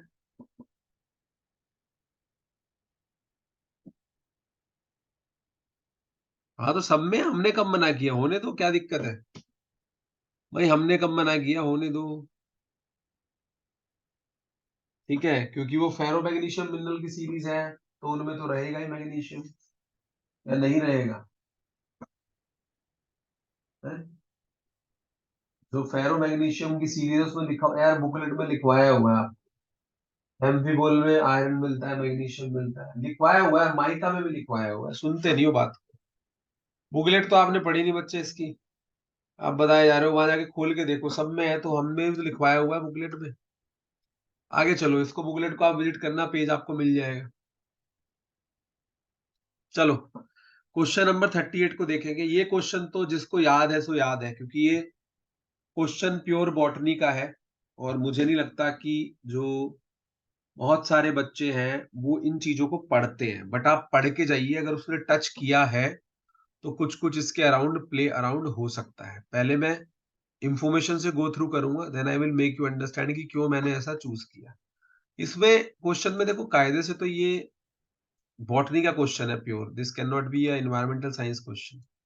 ठीक है, लेकिन फिर भी आपको इंफॉर्मेशन पता होनी चाहिए।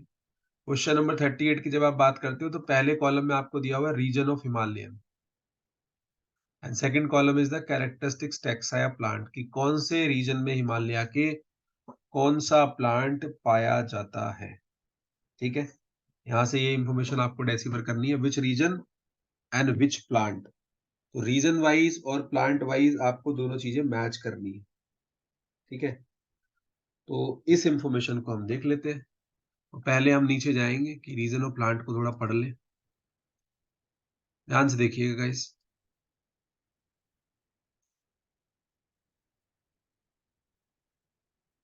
कहते हैं the species as a larva feeds on Hippophae and Elaeagnus both shrubs. ये दोनों तरह दोनों श्रब प्लांट है, both shrub in the Elaeagnaceae family. ठीक है ना? ये इनके पेपर से लिया गया, पिटावे के। द पेलियाक्टिक हिपोफेल, है ना, rhamnoides is a small drought resistant bush, एक झाड़ी टाइप की होती है, adapted to poor stony unstable soil. It has the main distribution from Anatolia eastward to China. Here it is often from pure sands covering the whole mountain side and the mountain river bank. In Europe, although isolated patches of this shrub exist, ठीक है, on coastal sand dunes, and its main distribution cover the riverine gravel beds of southern Germany, Switzerland, and southeastern France, as well as sandbars. ये तो एक बात हुई थी पलियार्कटिक के बारे में। ठीक है, पलियार्कटिक हिपोफेल जो है आपका, ठीक है, तो इस रियाम से बिलोंग करता है, पैलियार्कटिक रियाम से। ठीक है, आगे देखते हैं। आगे कहता है आपको river in the central Nepal in the Hindu Kush mountain range इन अफगानिस्तान। तो जो ये रीजन है वो हिंदू कुश हिमालयाज वाला रीजन है। ठीक है ना? तो ये आपको ध्यान रखना है कि कहाँ के रीजन की ये बात हो रही है। उसके बाद आगे चलते हैं, देवदार। ठीक है, द देवदार cedar is native of Himalayas. where its local name is Devdar, which translate from the original Sanskrit as timber of God, लकड़ी का, ठीक है, भगवान. They were officially introduced into cultivation in 1831 में सबसे पहले इनको लाया गया था. देवदार के ट्री थे जिसको चीड़ भी कहते हैं, if I'm not wrong. ठीक है. Although they have been grown in Chinese parks and garden for centuries. China में बहुत पहले से इसको उगाया जाता है. ठीक है.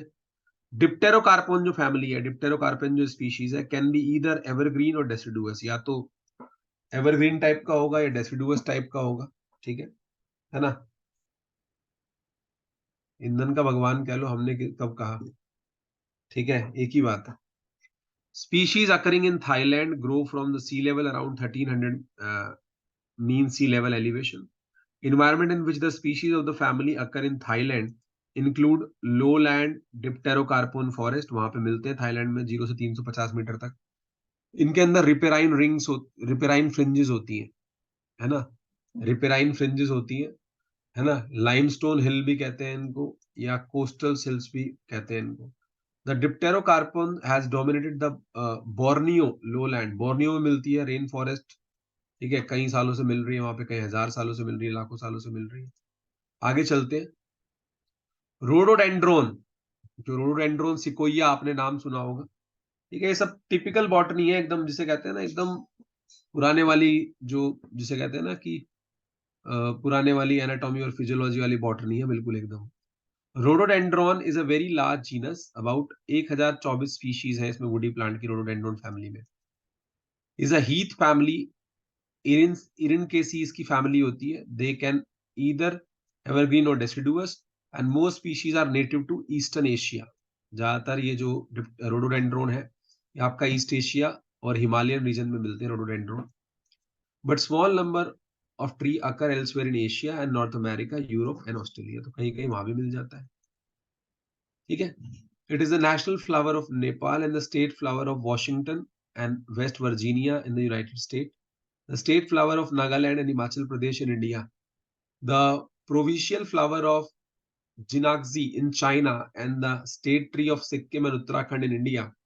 Most species have brightly colored flowers which bloom from late winter through to early summer. तो थोड़ा सा सर्दियों के बाद में स्टार्ट होते हैं ब्लूम करना और आखिरी तक ये खिले रहते हैं.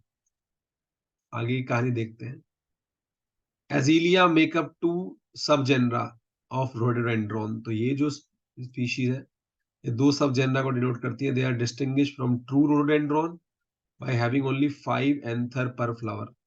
तो 5 एंथर होते हैं.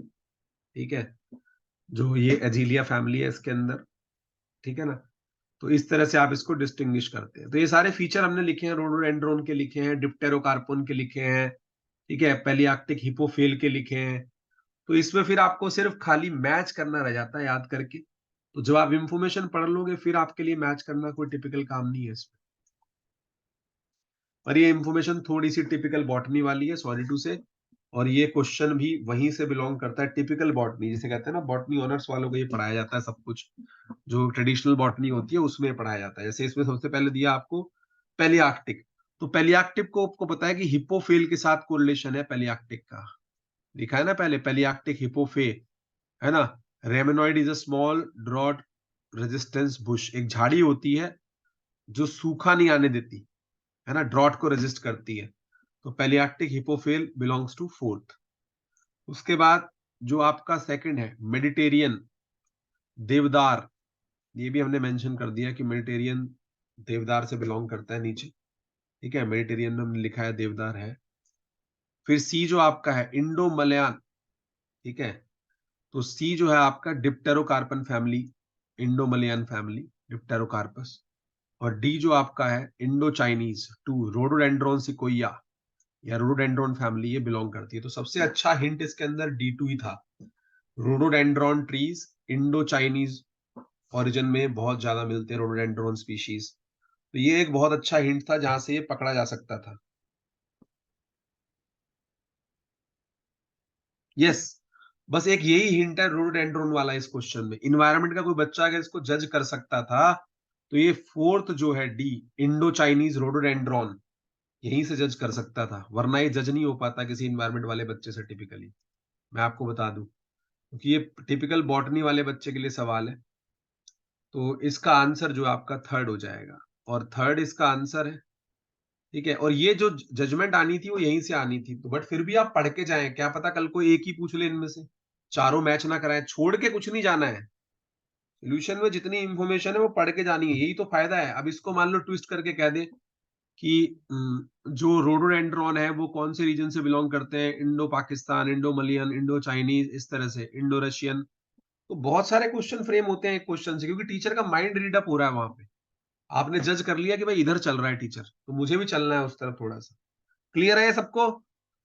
इसमें सबसे अच्छा इंड यही था, इंडो चाइनीज रोडोडेंड्रॉन। 38 हो गया जी आपका थर्ड। क्लियर है सबको? चलो जी आगे आ जाओ, 39 पे चलते हैं। टाइम लगेगा, टाइम लगाएंगे, लेकिन आपको ये अच्छे से करने हैं, 100 के 100। 100 में से 20 तो या 15 तो आपको ऐसे ही मिल जाएंगे वहां पे सीधे। ठीक है, क्योंकि इसमें से बहुत रोटेट होगा, आप देखना, आप मेरी बात को चाहे मानो चाहे ना मानो। ठीक है, अगले क्वेश्चन पे चलते हैं। ये क्वेश्चन भी कोई नया क्वेश्चन नहीं है, ये बहुत बार रिपीट हो चुका है। ठीक है, बहुत बार रिपीट हो चुका है। ठीक है, और आपसे बार बार ये पूछा जाता है कि जो इंटरमीडिएट डिस्टरबेंस होती है उससे आपकी बायोडायवर्सिटी बढ़ती है कि कम होती है। तो मैंने बहुत बार बताया है कि जब हम इंटरमीडिएट डिस्टरबेंस से हमेशा बायोडायवर्सिटी बढ़ेगी। अगर आप बहुत ज्यादा डिस्टर्ब कर दोगे तो भी कम होगी, और बहुत कम करोगे तो भी कम हो जाएगी। तो पहले तो हमें ये सारे हाइपोथेसिस ही पढ़ने हैं। तो क्वेश्चन नंबर 39 को पहले हम थ्योरेटिकल पार्ट में रिव्यू करते हैं, उसके बाद हम जाएंगे क्वेश्चन के ऊपर। तो क्वेश्चन नंबर 39, इसका हम पहले इंफॉर्मेशन को रिव्यू करते हैं। पहली हाइपोथेसिस जो यहाँ मेंशन है, क्लाइमेट स्टेबिलिटी हाइपोथेसिस। ठीक है, ये अपने आप में एक एक क्वेश्चन है ये टॉपिक। ठीक है ना, तो first thing first which we are talking about, so first is the climate stability hypothesis. ये क्या कहता है भाई? क्लाइमेट स्टेबिलिटी हाइपोथेसिस क्या कहता है? ठीक है, देखिए ध्यान से। Similarity to the climate harshness hypothesis, climate stability is suggested to be the reason for the latitudinal diversity gradient। की जो latitude है हमारे, जो ऐसे इस तरह की जो लाइन है, अगर आप ग्लोब बनाते हैं, जस्ट इस तरह की जो लाइन है हमारी, इस तरह की जो लाइन है, जो लैटिट्यूडनल ग्रेडियंट होते हैं हमारे, वो ऑन द बेसिस ऑफ किसके? क्लाइमेट स्टेबिलिटी के बेसिस पे होते हैं, कि किस जगह क्लाइमेट कितना स्टेबल है। ठीक है, while fluctuating environment may increase। ठीक है, तो the similarity to the climate harshness hypothesis, climate stability is suggested to be the reason for the latitudinal diversity gradient। मतलब जो हमारा बायोडाइवर्सिटी में ग्रेडियंट मिलता है लैटिट्यूड के अक्रॉस, वो क्लाइमेट स्टेबिलिटी के हिसाब से ही होता है। द एक्सटिंक्शन रेट और the preclude speciation, a constant environment can allow species to specialize। अगर environment एक जैसा रहेगा तो वो जगह की specialized species बन जाएगी। On predictable resources, allowing them to have narrow niche, छोटी niche होंगी उनकी, बहुत छोटा सा एरिया होगा। And facilitating speciation, ये facilitate करेगा speciation। The fact that temperate regions are more variable both seasonally and over geological time scale। ठीक है, discuss in more detail below, suggests that the temperate regions are thus expected to have less species diversity than the tropics। तो ये तो बात ठीक है एकदम। Critics for this hypothesis include that the fact that there are many exceptions to the assumption that the climate stability means higher species diversity। For example, low species diversity is known to occur often in the stable environments, such as tropical mountain tops. Additional may habitat with the high speciation biodiversity to experience seasonal climate, including many tropical regions that have high seasonal rainfall। Brown and ये तो ये बताया गया कि अगर climate आपका stable है तो ज्यादा इमर्ज नहीं कर पाओगे। जो स्पीशीज बनी हुई है, जैसे हमने बताया था ना वहां पे, कि जो ट्रॉपिक्स हैं, ठीक है, they are considered to be stable during the glaciation. That's why वहां पे ज्यादा बायोडाइवर्सिटी है, वहां पे कुछ ऐसी ड्रास्टिक कंडीशन नहीं है। ठीक है, एक तो ये आपको बात ध्यान रखनी है। उसके बाद इसी के बारे में हमने लिखा हुआ था तीसरा, intermediate disturbance hypothesis. Intermediate disturbance hypothesis क्या कहती है? ये कहती है कि अगर कहीं पे भी थोड़ी बहुत डिस्टर्बेंस है इकोसिस्टम में, तो आपकी बायोडाइवर्सिटी उससे इंक्रीज होती है। जैसे कहते हैं ना, थोड़ा बहुत प्रेशर होना जरूरी है, थोड़ा बहुत प्रेशर लाइफ में जरूरी है, वरना आप करोगे नहीं कुछ भी। ठीक है, तो इसको ध्यान रखना है। द इंटरमीडिएट डिस्टर्बेंस हाइपोथेसिस बहुत बार पूछा गया है। Suggest that the local species diversity is maximize when ecological disturbance is either too rare nor too frequent. तो अगर इंटरमीडिएट है, थोड़ा बहुत हल्का फुल्का प्रेशर है, तो आप डेवलप करोगे। At low level of disturbance more competitive organism will push subordinate species to extinction and dominate the ecosystem. At high level of disturbance due to the frequent forest fire and human impact like deforestation, all species are at a risk of going extinct. दोनों का बता दिया, ज्यादा पे भी extinct हो जाओगे, कम पे भी, बस इंटरमीडिएट रहेगा तो आप इवॉल्व करने की आपके चांसेस बहुत ज्यादा है। According to intermediate diversity hypothesis, at intermediate level of disturbance, diversity is thus maximized because the species that thrive at both early and the late succession stage can coexist. IDH is a non-equilibrium model used to describe the relationship. तो ये बात यहाँ से मैंने crux आपको बता दिया कि अगर ठीक ठीक होती है डिस्टर्बेंस तो हम डेवलप करते हैं। नेक्स्ट, रिडंडेंसी हाइपोथेसिस, ये क्या कहता है? ठीक है, रिडंडेंसी हाइपोथेसिस,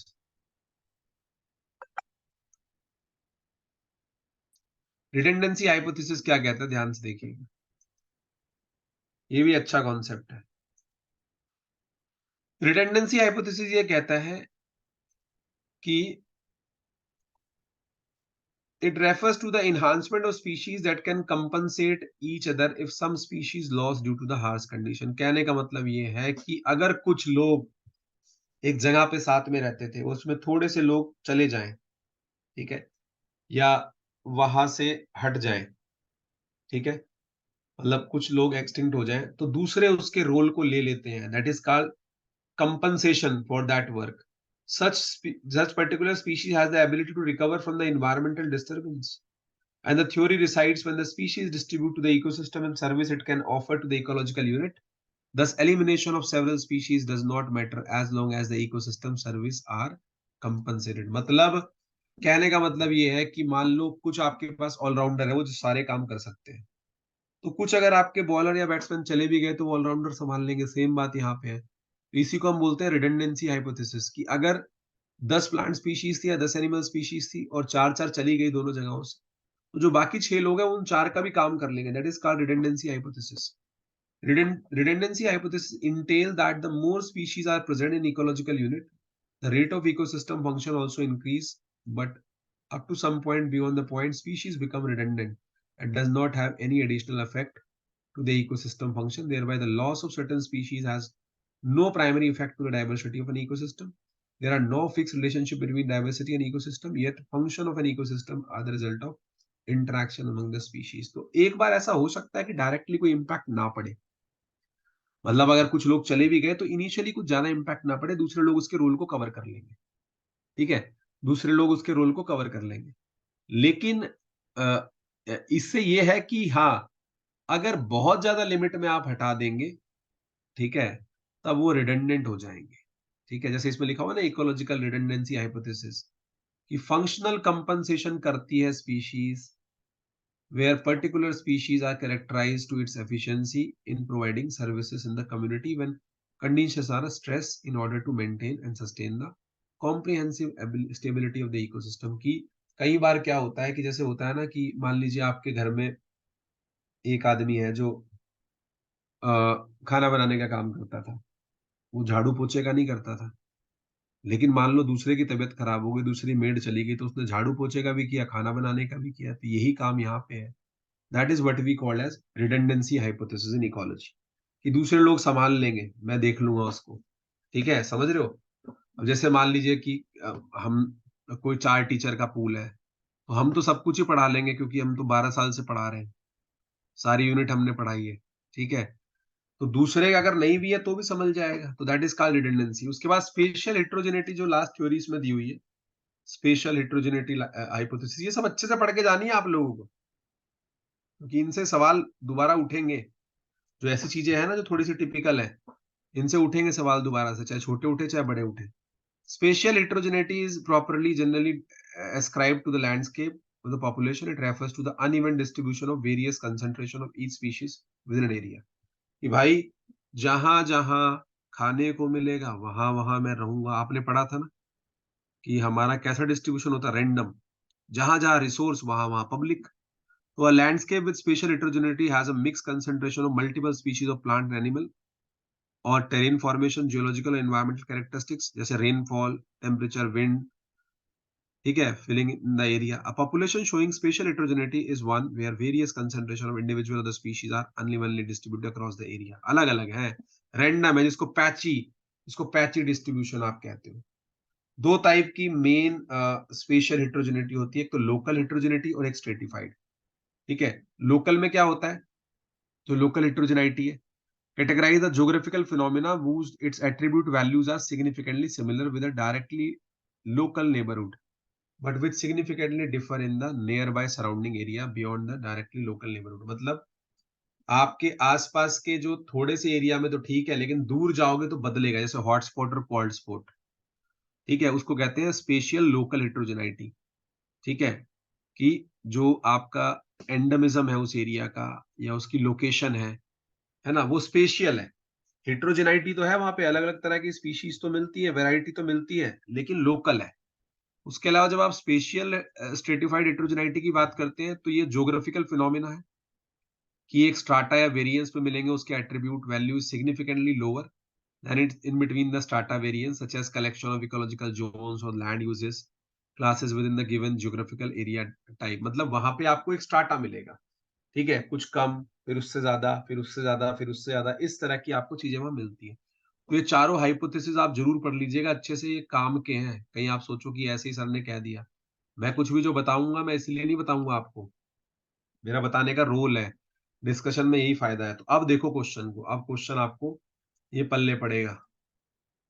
क्वेश्चन क्या कहता है, क्वेश्चन कहता है 39 क्वेश्चन जो है आपका, कहता है which of the following hypothesis account for the relationship of biodiversity to ecosystem functioning. तो ऑब्वियस सी बात है कि अगर इकोसिस्टम फंक्शनिंग और बायोडायवर्सिटी की बात करें तो यहाँ पे तो फिर आपको समझ में आ जाना चाहिए कि भाई रिडंडेंसी हाइपोथेसिस की बात कर रहा है।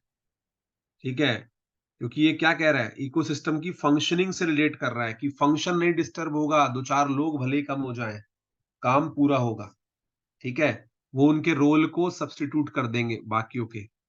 तो third is the correct answer है, रिडंडेंसी हाइपोथेसिस। ये ध्यान रखना कि अगर दो चार स्पीशीज कम भी हो जाती हैं तो दूसरे लोग उसके रोल को डिस्ट्रीब्यूट कर लेंगे कि हम कर लेंगे इस काम को, कोई बात नहीं। इकोसिस्टम को संभालना ऐसे होता है ना कि घर में दो आदमी बीमार पड़ जाए तो बाकी लोग अपना किचन का भी, मार्केट से फ्रूट वेजिटेबल लाने का भी चार काम और कर लेते हैं, क्योंकि उनको घर की स्टेबिलिटी को बनाए रखना है। ऐसे इकोसिस्टम की स्टेबिलिटी को बनाने के लिए जब डिफरेंट स्पीशीज जो है अगर कम हो जाती है कुछ उसमें से, तो other species will compensate for their role. जैसे किडनी में होता है ना कि थोड़ी सी सेल अगर दिक्कत कर रही है, लिवर में होता है तो कंपनसेटरी हाइपरट्रॉफी एक टर्म आती है कि दूसरी सेल उसके रोल को प्ले कर लेगी, that is called compensatory hypertrophy. Same ही तरह का ये रोल है, और इसका नाम बदल गया यहाँ पे रिडंडेंसी हाइपोथेसिस की। कुछ स्पीशीज चली गई बट जो बची हुई स्पीशीज है वो दो शिफ्ट में काम करेंगी, तीन शिफ्ट में काम करेगी, लेकिन काम को करके साइड कर देंगी। क्लियर है? क्वेश्चन नंबर 39 सबको जल्दी बताओ फटाफट, जल्दी बताओ भाई। चलो आज मैं यही रोकूंगा, लेकिन कल मैं इसको थोड़ी स्पीड दूंगा, और कल मेरा टारगेट रहेगा कि मैं कुछ भी करके 60 का आंकड़ा जो है टच कर लूं। हम स्लो ही चलेंगे, हमें कोई ऐसी टेंशन नहीं है, हमारे पास बहुत टाइम है। मेरा मेन पर्पस है कि आपको हर क्वेश्चन विद अंडरस्टैंडिंग आना चाहिए सोल्यूशन से, कि क्या लॉजिक है, क्यों मैंने पकड़ा। मेरा मीनिंग एबीसी पे खत्म नहीं होता, क्योंकि आपको बहुत सारे इंटरव्यू भी देने हैं। ठीक है, interview is the main job which we emphasizes for the depth. Selection तो आप ले ही लोगे लड़के, इतना तो हमने पढ़ाई दिया है। हमारा मेन पर्पस होता है हमारा स्टूडेंट इंटरव्यू में नहीं रिजेक्ट होना चाहिए। जब किसी आईआईटी, किसी आईसर, किसी सीएसआर की लैब में, या यूएस या यूरोप की लैब के सामने आप इंटरव्यू दें, तो उसको कोई हक नहीं है वो आपको रिजेक्ट कर दे। वो हमारे लिए मेन मोटिव है। That's why emphasize on depth. ना एबीसी में तो एक कब का डिस्कस हो गया होता, वो तो मैंने आपको लिख के दे ही दिया है। और एबीसी से दुनिया में काम नहीं चलता, you have to have a logic. So with this we will stop here. This will be available on your cloud for the revision purpose. कल जब हम मिलेंगे तो हम इसको थोड़ा सा एक्सेलरेट करेंगे, क्योंकि ज्यादा क्वेश्चन अब डेप्थ वाले बचे नहीं है, मतलब जो नए क्वेश्चन है ना वो अब नहीं मिलेंगे आपको ज्यादा, थोड़े थोड़े मिलेंगे, ठीक है। तो उनको हम अच्छे से सीखेंगे, जो नई चीजें हैं, दो चार जो नई चीजें आई हैं, जिसमें एक पोल वाला टेस्ट आया है, ग्रेकिंग टेस्ट, स्वेलिंग नंबर, गिजलर प्लाज्मोमेट्रिक टेस्ट, रॉक इवन हाइपोथेसिस, ये बहुत सारी ऐसी चीजें हैं जो हम सीखेंगे। चलो, with this I will stop here. Thank you very much for your patience. Thanks for being here. Keep studying. You have a next class with Sumit sir.